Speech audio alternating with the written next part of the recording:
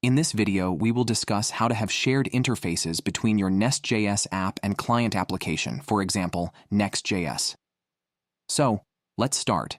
When you have a Nest.js application, you have a lot of entity interfaces and controller methods. Each of them, in its order, has input and output data transfer objects. It's important to have a documentation for all these models. Swagger tool helps to tackle this routine for you. Set up Swagger module in your main.ts file and add Swagger plugin to Nest command line configuration. Now we can run our application. After the application is up, you are able to open UI version of API documentation in your browser with all the schemas.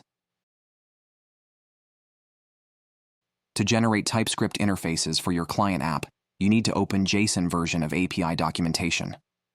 Path for JSON version you can configure when you set up Swagger module.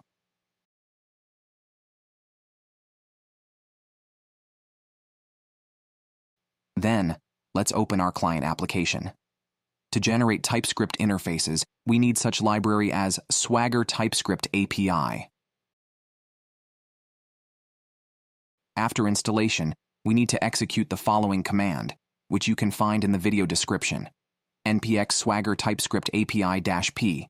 Then paste a path to JSON version of API documentation. Then add to command -o and paste a path where you want to store generated TypeScript interfaces. Also add -n and add a name of file which will be created in a moment, and finally add a flag extract-enums to create enums instead of regular strings. After we execute this command, we get a TypeScript with interfaces for all our entities, data transfer objects, and even more. In the end of the file, we have API class, which consists of methods what represents all our controller methods in Nest application.